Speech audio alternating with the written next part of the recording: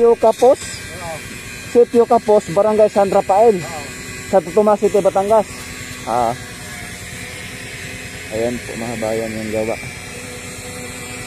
Morning po mga bayan, welcome sa ating panibagong vlog. Dito po sa South Luzon Expressway Toll Road 4. Dito po sa likuran natin mga bayan, yan na po yung Macban Interchange. Na kasalukuyan pong sobrang taas na po yung tambak. At dito naman sa kabila ay papunta na po yan ng Alaminos. Ito po yung nakita natin sa drone natin kaganina, doon sa mismong Barangay San Miguel, kung saan putol, no? Papunta rito sa mismong Macban Interchange. Dito doon sa package A mga bayan, ang problema dito lang sa malapit sa Macban Interchange mga bayan, sa may Barangay San Miguel ang putol. Posible yung right of way sa mga lupa ay hindi pa nagkasundo sa management nitong SLEX. Pero sana po ay papayag na po yung mga may-ari ng lupa roon, nang sa ganoon tuloy-tuloy na po ang pagtrabaho sa package A, no? Naway samahan niyo po si Purka Studio mga bayan sa ating panibagong vlog dito po sa SLEX Toll Road 4. Let's go. Yan mga bayan, ito na yung Macban Interchange sa ating harapan, no? Puntahan natin doon sa dulo, saka tayo papunta doon sa papuntang Alaminos, Laguna. Ayan na po mga bayan, no?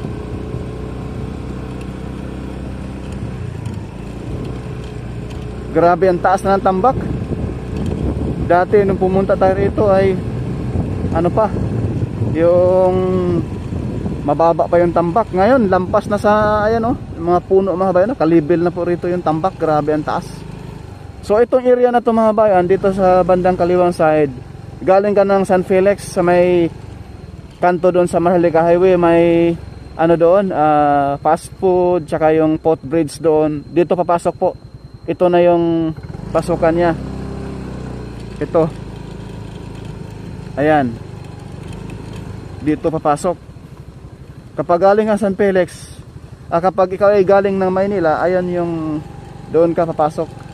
Pag papunta ka rito sa mismong Lucena dito. Yan, napakataas na po mga kabayan. Grabe, oh. Sobrang taas na. May daanan dito tayo? Baba? Wala. Wala. Yan mga kabayan, oh. Dito po magkakaroon ng ayan po yung mismong trumpet design. Ayan, ito na yung bali concrete box culvert ito. Ito na yan, yung concrete box culvert na yan.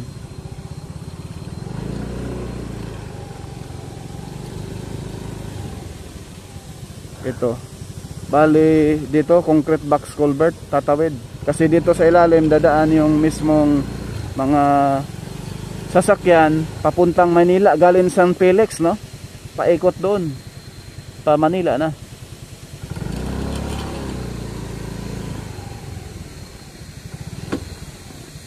Silipin natin. Ay medyo masyadong maano. Ayan po mga kabayan. Yan trumpet design, oh.